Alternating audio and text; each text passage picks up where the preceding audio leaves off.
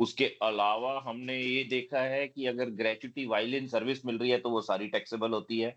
उसके अलावा हमने जो कैलकुलेशंस करी थी that was related to commutation of pension.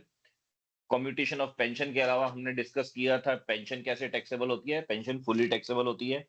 Pension के अलावा हमने जो डिस्कशन करी है that relates to house rent allowance, HRA की डिस्कशन करी है कि एचआरए टैक्सेबल कैसे होता है।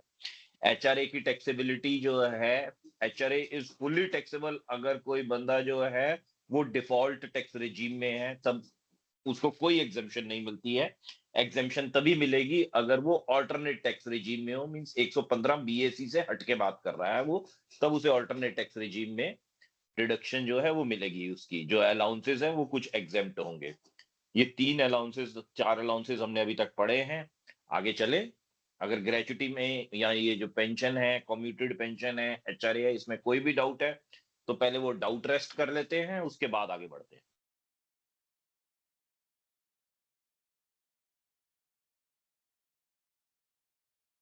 कोई डाउट नहीं? Hello? No, sir. No, sir. No, sir. No, तो taking this no as no, अब हम आगे चले। आगे हम बात करते हैं जो पेमेंट ऑफ ग्रेच्युटी एक्ट में कंपनीज आती हैं, उसके अलावा भी कुछ कंपनीज जो है वो ग्रेच्युटी दे देती हैं। अगर वो ग्रेच्युटी देती हैं, जो companies payment of gratuity act के अंदर नहीं आती हैं, वो फिर भी ग्रेच्युटी दे रही हैं, तो जो एम्प्लॉय होगा उसको, जो ये हमने पहले कैलकुलेशन पढ़ी है, this is 15 days salary. Salary का मतलब हमने बेसिक प्लस डीए करा था, और जो नंबर ऑफ डेज थे वो 26 थे, तो मीन्स हमारी जो तीन तीन चीजें वहां पर निकाली थी हमने, the least of the following that was exempt was, एक 20 लाख रुपए थे। 20 लाख रुपए के अलावा जो है जो दूसरा अमाउंट था that was gratuity received. Gratuity received के बाद जो है जो तीसरा अमाउंट था हमारा, that was 15 days salary for every completed year of service और part in excess of 6 months. 15 days salary निकालने के लिए हमने जो महीने की सैलरी थी उसको 15/26 किया था। 15/26 क्यों किया था? क्योंकि एक दिन में 26 वर्किंग डेज प्रिज्यूम किए हुए हैं under payment of gratuity act, इस वजह से। उसके बाद ये जो सैलरी थी ये लास्ट ड्रॉन सैलरी थी, means this salary was last drawn salary. ये जो है ये बड़ा क्लियरली स्टेटेड है कि ये लास्ट ड्रॉन सैलरी। तो ये कुछ एक यूनिक चीजें थी under payment of gratuity act जो है। ग्रेच्युटी जो है वो एग्जेम्पशन जो है that is available irrespective of tax regime. Tax regime कोई भी हो, चाहे वो नया हो पुराना हो, ये एग्जेम्पशन मिलनी है तो ये मिलनी है, उसके लिए बस यही कंडीशन है। अब अगर जो है एक एम्प्लॉई है, उसकी जो फैक्ट्री जो कंपनी है वो पेमेंट ऑफ ग्रेच्युटी एक्ट के अंदर कवर नहीं होती है, तो थोड़ा सा चेंज हो जाएगा। थोड़ा सा चेंज क्या होगा? 20 लाख रुपए यहां पर थे, 20 लाख रुपए ही यहां पर रहेंगे, इस 20 लाख में कोई चेंज नहीं है। दूसरा जो है एक्चुअल ग्रेच्युटी रिसीव्ड, यहां पर भी एक्चुअल ग्रेच्युटी रिसीव्ड है, means least of the following exempt जो है वो यहां पर ऐसे है, means it is like this, means सिर्फ जो है दैट इज द डिफरेंस कि यहां पर ये 10-10 सेकंड है, यहां ये 10-10 थर्ड है। तीसरा जो अमाउंट है इसमें चेंज आएगा, यहां पे 15 days salary for every completed year of service और part in excess of 6 months था, मींस अगर 6 महीने काम कर लिया तो वो 1 साल गिना जाएगा। 6 के 7 साल हो जाएंगे, मतलब 6.5 के 7 साल हो जाएंगे, 7.25 साल हैं तो 8 साल हो जाएंगे, 7 साल 3 महीने हैं तो वो 7 साल ही रह जाएंगे, मीन्स 6 महीने या उससे ऊपर है तो एक नया साल ऐड हो जाएगा। यहां पर ऐसा नहीं है। अगर gratuity payment of gratuity act के अंदर कंपनी कवर्ड नहीं है, जो ग्रेच्युटी बांट रही है to employ, in that case first of all it is half month average salary. It's a half month's average salary and it is for every completed year of service. Means अगर 364 दिन भी है, अगर 7 साल 364 दिन बाद कोई कंपनी छोड़ देता है, तो it will be treated as if it is a service of 7 years। 8 साल की सर्विस नहीं मानी जाएगी। 8 साल की सर्विस बाजू वाले घर में मानी जाएगी, इस वाले घर में नहीं मानी जाएगी। अगर employ payment of gratuity act के अंदर कवर्ड नहीं है तो it has to be completed year of service. फिर उसके बाद इसमें एक दो चीजें और हैं जो डिफरेंट हैं, दैट इज इसकी जो डेफिनेशन ऑफ सैलरी है वो थोड़ी सी चेंज हो जानी है। डेफिनेशन ऑफ सैलरी क्या हो जानी है? वहां पे 15 डेज सैलरी थी, यहाँ हाफ मंथ सैलरी है। वहां पे सैलरी जो है वो लास्ट ड्रॉन थी 15 डेज सैलरी। यहां पर जो सैलरी निकालनी है that is based on the average last 10 months salary. Means जो सैलरी लास्ट में ड्रॉ कर रहा है वो वाली सैलरी लास्ट ड्रॉन वाली का हाफ मंथ नहीं लेना। उसकी जो 10 महीने की तनख्वाह है, जो आखिरी 10 महीनों की तनख्वाह है, जो उसकी मिली है उसे, उसकी एवरेज लेनी है। मीन्स अगर उसको मान लेते हैं कि आखिरी 6 महीने में एक इंक्रीमेंट मिला है, मीन्स उसकी पहले तनख्वाह जो है वो 10,000 होती होती थी, और आखिरी 6 महीने में जो तनख्वाह है वो 11,000 हो गई। तो 10,000 जो है वो 4 महीने सैलरी हुई, और 6 महीने 11,000 रुपए सैलरी हुई। तो इसका जो एवरेज लेना है वो लेना है, दैट वुड बी अराउंड 10,550। जो भी एग्जैक्ट एवरेज आएगी वो कैलकुलेट करके लेनी है। एक क्वेश्चन करेंगे, अभी क्लैरिटी आ जाएगी अगर थोड़ा सा डाउट रह गया है तो। सैलरी का मतलब क्या है? Salary means basic salary plus DA if provided in the terms of employment for retiral benefits, forming part of salary, and commission which is expressed as fixed percentage of turnover। यहां पर अब commission भी होगी। जो आपका payment of gratuity act वाला था उसमें वो कमीशन की बात नहीं कर रहा था, उसमें it was just salary. Salary means basic salary plus DA. यहां पर वो कह रहा है कि सैलरी प्लस डीए के अलावा कमीशन भी है, which is expressed as a fixed percentage of turnover। उसके बाद fraction of year of service to be ignored. जो फ्रैक्शंस हैं वो सारे के सारे इग्नोर हो जाने। Concept clear theoretically? Yes sir. Yes sir. अब ये जो क्वेश्चन है Yes, हमारे sir. पास, इसमें हम देख लेते हैं कि ये जो एम्प्लॉय जो है हमारा, जो हरी, जिसका हमने कल क्वेश्चन हमने ग्रेचुटी का यहां से किया था या अपने मन से बना दिया था? मेरे ख्याल यहीं से किया था। तो एक सर बारी यहीं से ये किया मान के था। चलते हैं कि ये जो है mister Hari, who retired on 15th June 2023 after completion of 26 years and 8 months of service and received a gratuity of rupees 15 lakhs at time of his retirement, his salary was blah blah blah। ये बंदा जो है ये payment of gratuity act में covered नहीं है। Means Hari is a private sector employ but not covered under the payment of gratuity act 1972। ये payment of gratuity act के अंदर कवर्ड नहीं हो रहा है। अब इस केस में इसका क्या कंसिडरेशन होगा, दैट वी विल चेक। अगर गवर्नमेंट एम्प्लॉय है तो वैसे ही एग्जेम्प्ट है। मींस सेंटर, यहां पर हमने पढ़ा था ना कि received at the time of retirement और डेथ। अगर गवर्नमेंट एम्प्लॉय है, मींस अगर गवर्नमेंट एम्प्लॉय को ग्रेचुटी मिल रही है तो वो तो वैसे ही एग्जेम्प्ट है। प्राइवेट एम्प्लॉय को मिल रही है तो वो प्राइवेट एम्प्लॉय या पेमेंट ऑफ ग्रेचुटी एक्ट में कवर्ड होगा या नहीं होगा। पहला केस हमने ये देख लिया है कि वो पेमेंट ऑफ ग्रेचुटी एक्ट में कवर्ड होता है तो क्या होता है। अब हम दूसरा केस देख रहे हैं कि वो पेमेंट ऑफ ग्रेचुटी एक्ट में कवर्ड ना हो तो क्या होता है।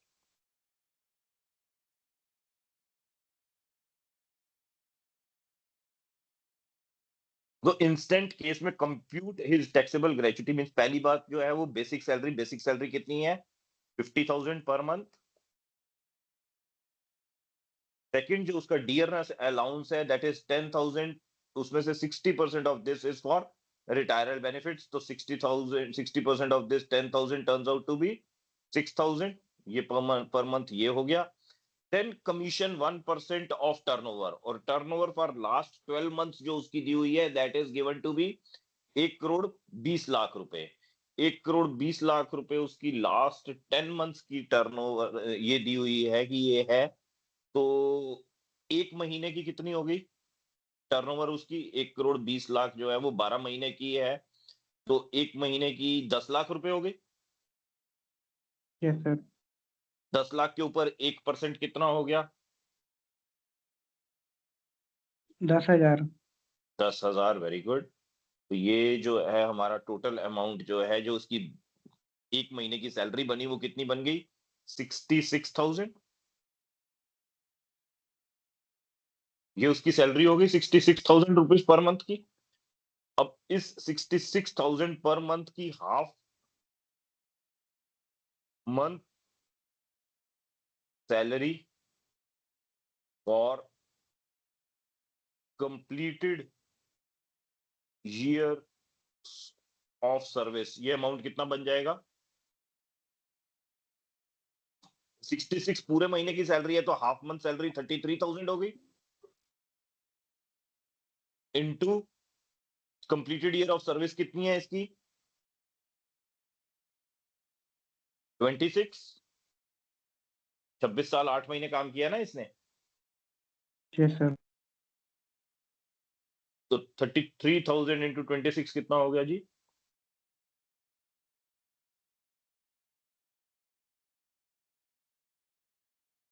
₹8,58,000। Very good, 8,58,000। यहां पर ये लिख लेते हैं हम 8,58,000।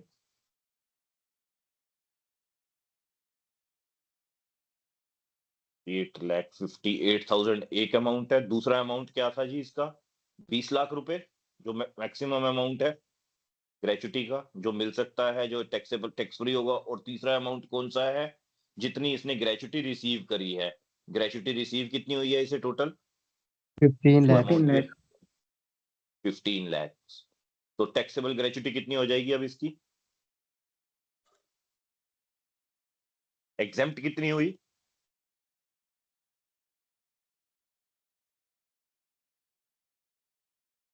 8,58,000 एग्जेम्प्ट हो गई। Yes sir. 8,58,000 least of the Yes, sir. Following exempt है ना, तो इन तीनों में से लीस्ट ऑफ द फॉलोइंग जो है वो 858 हो गई। और टैक्सेबल कितनी हो गई?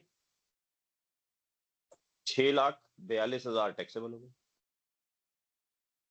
15 लाख मिली, 15 में से 8,58 जो है वो एग्जेम्प्ट है, तो 6,42,000 जो बचे हैं दैट इज टैक्सेबल। कोई doubt? No No, sir. sir. Clear बिल्कुल? Yes, sir. Yes sir. दोनों केसेस क्लियर हैं। पहला वाला जो था ग्रेचुटी का, जो जिसमें 26 साल 8 महीने की जगह वो 27 साल माने जाएंगे। 27 साल की लास्ट ड्रॉन। अच्छा, अब इसमें एक हमने थोड़ी सी देखी नहीं, इसमें कहीं पर कोई इसकी इंक्रीमेंट का जिक्र है? हमने लास्ट ड्रॉन सैलरी इसकी 50,000 थी तो वही ले ली। अगर इसकी लास्ट ड्रॉन सैलरी 50,000 होती मगर इसको रास्ते में इंक्रीमेंट दिया होता कहीं पे, तो हमने ये 50,000 की एवरेज लेनी थी 10 महीने की। बट इस क्वेश्चन में हमें एवरेज लेने की जरूरत नहीं पड़ी, क्योंकि वो इसके ऊपर साइलेंट है, कुछ बोला नहीं उसने। मगर फिर भी हम जो है यहाँ पर एक प्रिजम्पशन लेकर आएंगे कि ये जो बेसिक सैलरी उसकी है और जो डियरनेस अलाउंस है, ये हमने प्रिज्यूम कर लिया कि this one is given to be last 10 months average salary. ये लास्ट 10 महीने की एवरेज सैलरी भी यही है। आपको वो अगर ये एडेड इंफॉर्मेशन और दे सकता है, एक क्वेश्चन आगे चल के अभी हम थोड़ा सा करेंगे, जो एवरेज सैलरी वाला क्वेश्चन होगा, that would be related to leave encashment. Leave encashment के ऊपर भी टैक्स लगता है, वो कैसे लगता है वो अभी हम नेक्स्ट स्लाइड में देखते हैं। ये पॉइंट क्लियर हो गया ना आपको? अब इसमें छोटे छोटे Yes, दो sir. तीन पॉइंट और बचे हैं। वो छोटे Yes, छोटे sir. 2-3 पॉइंट क्या है कि आपको मैंने बताया था ग्रेचुटी मिलती कब है। Can anybody come out with that कि कब ग्रेचुटी हमको रिसीव कब होती है? मतलब ग्रेचुटी 16 Sir, कोई years। retirement, रिटायरमेंट 16 पे, years और बाद। दूसरा death, हाँ जी, डेथ। डेथ पे भी मिल डेथ जाती है। उसके अलावा ड्यूरिंग एम्प्लॉयमेंट। 5 साल बाद सर्विस दे।